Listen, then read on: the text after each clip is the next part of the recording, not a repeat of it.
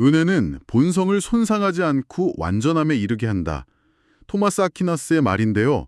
신앙과 이성, 혹은 오늘 우리가 다룰 기독교와 심리학이라는 어찌 보면 전혀 다른 두 세계 사이에 다리를 놓으려는 시도에 이보다 더 잘 어울리는 말이 있을까 싶어요.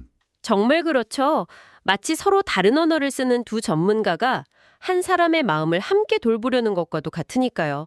그래서 수십 년 동안 수많은 학자들이 이 완벽한 다리의 설계도를 그려보려고 애를 썼습니다.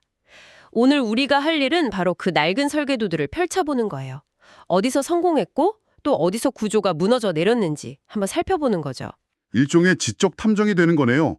오늘의 미션은 보내주신 자료, 변용 심리학 3장을 바탕으로 기독교와 심리학을 어떻게 연결할 것인가, 이 오래된 질문에 대한 해답을 찾아 나섰던 여정을 추적하는 겁니다. 수많은 통합 모델들의 지도를 그려보고 왜 그토록 많은 시도들이 결국 한계에 부딪혔는지 그 근본적인 이유를 파헤쳐보는 것. 자, 그럼 한번 시작해볼까요? 좋습니다. 이 여정이 중요한 이유는 단순히 과거의 학문적 논쟁을 구경하는 데 있지 않아요. 자료에 따르면 이 옛 설계도들의 한계를 명확히 알아야만 비로소 더 튼튼하고 새로운 다리, 즉 변형적 접근법을 세울 수 있기 때문입니다. 어떤 모델이 옳고 그른지 심판하기보다 각각의 시도에서 우리가 뭘 배울 수 있는지에 초점을 맞춰보죠. 알겠습니다. 그럼 이 다리를 놓으려는 시도 언제부터 본격적으로 시작된 건가요? 꽤 역사가 길 것 같은데요. 맞습니다. 체계적인 시도만 해도 1970년대까지 거슬러 올라가요. 자료에서는 1975년을 기점으로 1차 물결, 2차 물결 같은 표현을 쓰면서 심리학과 신학 저널이라는 학술지를 중심으로 정말 뜨거운 논쟁이 있었다고 설명하거든요. 스티브 부마 프레디저 같은 학자는 그 논의가 얼마나 다양했는지 학문 간 통합, 경험의 통합 등등 아주 세세하게 분류하기도 했죠. 잠깐만요. 듣기만 해도 벌써부터 머리가 복잡해지는데요? 이렇게나 종류가 많다니 이걸 좀 한눈에 알아볼 수 있게 정리할 방법이 없을까요? 큰 그림부터 잡아야 길을 잃지 않을 것 같아요. 아주 중요한 지점이에요. 그래서 자료는 이 모든 복잡한 논의를 딱 두 개의 큰 갈래로 나눠서 보여줍니다. 바로 개념적 통합과 경험적 통합입니다. 개념적 통합, 그리고 경험적 통합. 왠지 개념적 통합이라는 말만 들어도 책상에 앉아서 하는 탁상 공론 같은 느낌이 살짝 드는데요. 이게 과연 실제 우리 삶에 와닿는 이야기가 될 수 있을까요? 정확히 그 질문이 오늘 우리가 추적할 이야기의 핵심입니다. 일단 개념적 통합은 말 그대로 머리로 하는 통합이에요. 심리학의 자아 개념과 기독교의 영혼 개념을 어떻게 연결할까? 프로이트의 이론과 성경적 인간 이해는 양립 가능한가? 이런 이론적, 개념적 질문에 답하려는 시도죠. 그렇다면 경험적 통합은 완전히 반대 방향이겠네요? 실제 삶의 문제. 맞습니다. 이건 한 사람의 삶에서 실제로 일어나는 일이에요. 예를 들어 내가 불안감에 시달릴 때 기도하는 것과 상담 시간에 배운 인지행동 치료 기법을 사용하는 것이 내 안에서 어떻게 함께 작동하는가. 이게 바로 경험적 통합의 영역이죠.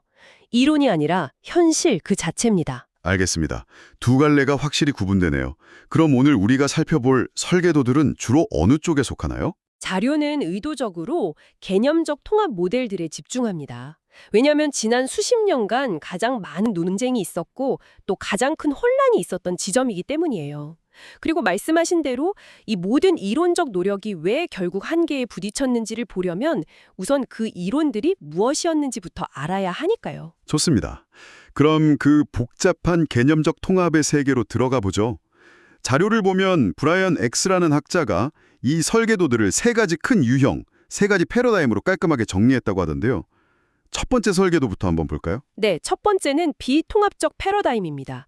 이건 사실 설계도라기보단 다리를 놓지 않겠다는 선언에 가까워요. 다리를 놓지 않겠다. 그럼 각자 자기 길만 가자는 거군요. 그렇죠.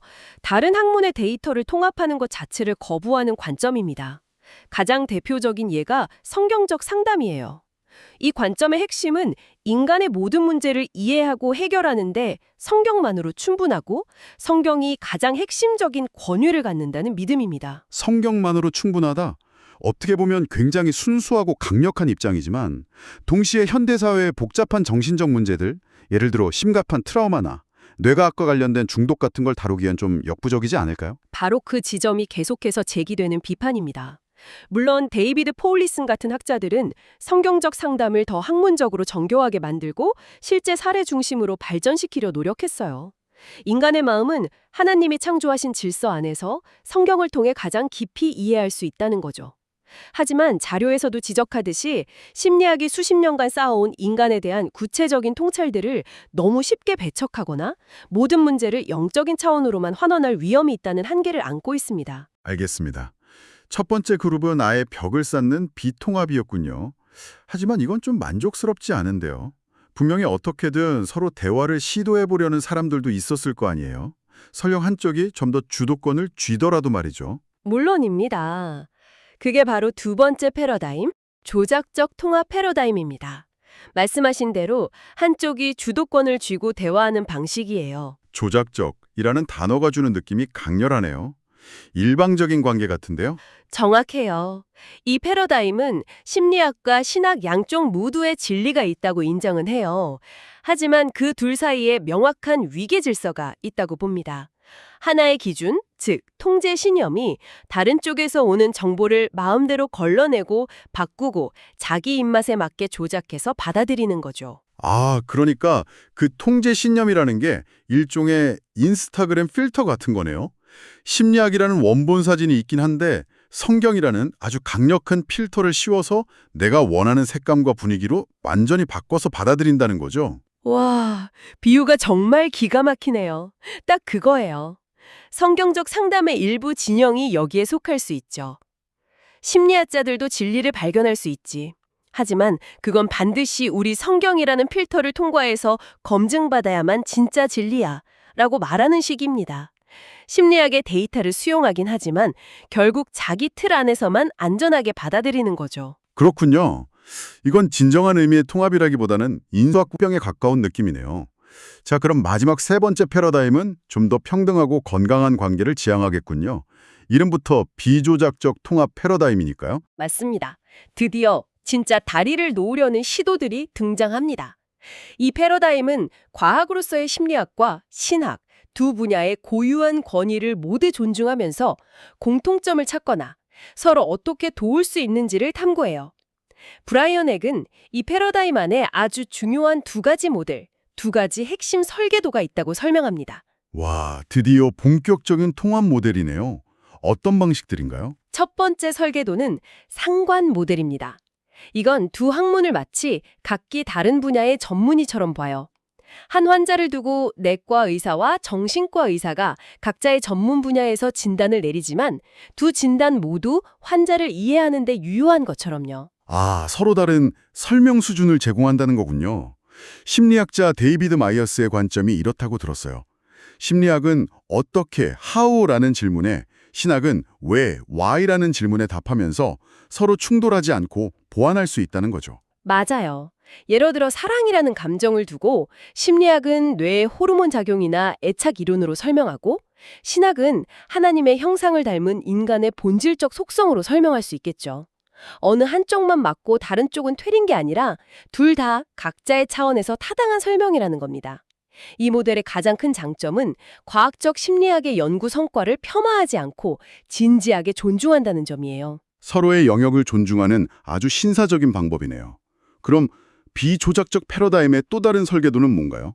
이게 더 야심찬 시도일 것 같은데요. 훨씬 더 야심찹니다. 바로 일치 모델이에요. 이 모델은 모든 진리는 하나님의 진리다라는 아주 유명한 명제에서 출발합니다. 아, 그 말은 심리학이 발견한 진리든 성경이 말하는 진리든 결국 그 근원은 하나라는 뜻이겠군요. 그렇다면 따로따로 설명할 게 아니라 이걸 합쳐서 하나의 거대한 그림을 만들 수 있다는 거네요. 모자이크를 만들려는 시도예요. 그래서 이 안에서도 접근법이 또 두 갈래로 나뉩니다. 하나는 번역가 접근법, 다른 하나는 건축가 접근법이라고 볼 수 있어요. 번역가와 건축가. 흥미로운데요? 번역가 접근법이 자료에서 말하는 통합 관점입니다. 이건 세속 심리학의 유용한 이론들을 가져와서 기독교적인 용어나 개념으로 번역하고 다듬어서 사용하려는 시도예요. 하지만 자칫 잘못하면 세속 심리학이라는 기존 틀에 성경 말씀을 억지로 끼워 맞추는 것처럼 보인다는 비판을 받기도 하죠. 그럼 건축가 접근법은 완전히 다르겠네요. 네, 이건 자료에서 기독교 심리학 관점이라고 부르는 건데요. 단순히 남의 이론을 빌려오는 걸 넘어서 아예 새로운 집을 짓겠다는 겁니다. 어거스틴이나 토마스 아퀴나스 같은 기독교 사상가들의 통찰을 기초 삼아서 성경적 세계관에 뿌리를 둔 독자적인 심리학 체계를 처음부터 세우려는 시도죠. 성경적 상담과도 다르고 세속 심리학을 가져오는 것과도 다른 완전히 새로운 제3의 길을 모색하는 거예요. 와, 이건 정말 스케일이 다른데요. 완전히 새로운 학문을 만들겠다는 거잖아요. 엄청나게 야심찬 시도네요. 하지만 이게 실제로 가능한가요? 그렇게 해서 나온 결과물이 지금 당장 상담 현장에서 쓸모가 있을까요? 바로 그 지점이 이 건축과 접근법의 딜레마입니다. 자료에서도 지적하듯이 이상은 정말 원대하지만 아직 현대 심리학의 정교함과 실용성을 대체할 만한 구체적인 대안을 충분히 내놓지는 못했다는 한계를 지적받고 있어요. 기초공사는 하고 있는데 아직 살만한 집이 지어지지 않은 상태라고 할 수 있죠. 자, 지금까지 정말 다양한 설계도들을 살펴봤습니다. 벽을 쌓는 방식부터 한쪽이 필터링하는 방식, 그리고 서로를 존중하며 파트너가 되려는 시도까지. 그런데 아까 초반에 이 모든 개념적 모델들이 결국 한계에 부딪혔다고 하셨잖아요. 이 똑똑한 사람들이 만든 이토록 다양한 설계도들이 도대체 왜 현장에서 제대로 작동하지 못했던 걸까요? 이제 오늘 이야기의 가장 중요한 부분으로 들어왔네요. 이 모든 개념적 통합 모델들이 공통적으로 가진 두 가지 치명적인 결함이 있었어요. 첫 번째는 연구의 정체예요. 연구가 멈춰버렸다는 건가요? 네, 이 뜨거웠던 논의가 대부분 1980년대에 집중된 이후로 거의 20년 가까이 이렇다 할 진전이 없었어요. 자료는 그 이유 중 하나로 아주 현실적인 문제를 짚어요. 당시 이 논의를 이끌던 기독교 심리학자들이 사실은 신학보다는 세속 심리학 이론에 훨씬 더 익숙했다는 거죠. 두 분야를 깊이 있게 넘나들며 진짜 통합을 이뤄내기에는 신학적 깊이가 조금 부족했다는 통렬한 분석입니다. 역량이 부족했다는 거군요. 한창 타오르던 논의가 뒷심부적으로 사그라든 거네요. 그럼 두 번째 한계는 뭔가요? 이게 더 결정적일 것 같은데요. 네, 바로 경험의 부재입니다. 여기가 핵심이에요. 자료는 카터와 네로모아라는 학자들의 말을 인용하는데 정말 뼈아픈 한마디입니다.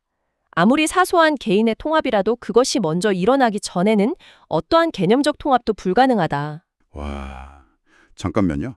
개인의 통합이 먼저 일어나기 전에는 개념적 통합은 불가능하다? 이건 지금까지 우리가 논의한 모든 이론적 설계도들이 사실은 순서가 틀렸다는 말이네요. 그렇습니다. 머리로 아무리 완벽하고 정교한 다리 설계도를 그려봤자 한 사람의 실제 삶 속에서 단 하나의 벽돌이라도 놓여본 경험이 없다면 그건 그냥 종이 위의 그림일 뿐이라는 거죠. 저도 학부 시절에 이런 모델들을 배우면서 머리로는 그럴듯하다고 생각했지만 막상 상담 현장에 나가보니 이론만으로는 도저히 설명되지 않는 인간의 복잡한 순간들이 훨씬 많았어요. 바로 그 지점에서 이 모든 논의의 근본적인 한계가 드러나는 겁니다. 아, 결국 제 처음 느낌이 맞았네요. 이게 탁상 공론에 그칠 위험이 있다는 거. 결국 모든 논의는 다시 한 사람의 삶이라는 현실로 돌아와야 하는 거군요. 맞습니다. 그래서 진정한 통합은 이론을 넘어 한 사람의 삶 속에서 영성, 윤리, 신앙, 심리가 실제로 어떻게 뒤섞이고 싸우고 화해하는지를 다루는 경험적 통합에서 시작되어야 한다는 결론에 이르게 됩니다. 개념적 논쟁만으로는 다리를 놓을 수 없다는 게 지난 수십 년의 교훈인 셈이죠. 오늘 정말 복잡한 지형도를 따라 긴 여정을 했네요. 다리를 놓지 않으려는 시도부터 한쪽이 주도권을 쥔 불평등한 다리, 그리고 나란히 걷거나 하나로 합치려는 평등한 다리까지 수많은 설계도들을 살펴봤습니다. 그리고 이 모든 눈부신 이론들이 결국 개인의 삶이라는 현실의 벽 앞에서 좌절했다는 것도 확인했고요. 그래서 이 자료의 저자들은 이 모든 실패의 역사 위에서 변형 심리학이라는 새로운 기초공사를 제안하는 겁니다. 이건 또 다른 설계도를 내놓는 게 아니에요. 단순히 기존 이론들을 조합하는 걸 넘어서 성경 안에서 인간의 본질과 마음의 작동 방식을 더 깊이 이해하고 그 이해를 바탕으로 신학과 과학이 한 사람의 실제적인 변화를 돕는 데 집중해야 한다는 훨씬 더 근본적인 제안이죠. 이론을 위한 이론이 아니라 삶의 변형을 목표로 하는 겁니다. 오늘 우리는 수십 년간 이어진 위대한 지적 탐험의 지도를 펼쳐보았습니다. 이 지도를 들고 이제 우리 자신의 삶으로 한 걸음 더 들어가 보면 어떨까요? 이런 질문을 스스로에게 던져보는 겁니다. 나의 삶에서 심리학적 통찰과 신앙적 진리는 지금 어떻게 만나고 있는가? 이론적 모델의 이름은 잊어버려도 좋습니다. 당신이 불안할 때, 기뻐할 때, 관계 속에서 힘들어할 때, 이 두 세계는 당신 안에서 서로를 어떻게 설명해주고 또 어떻게 서로에게 도전하고 있나요? 어쩌면 가장 중요하고 심오한 통합은 바로 당신의 삶 속에서 지금 이 순간에도 일어나고 있는지도 모릅니다.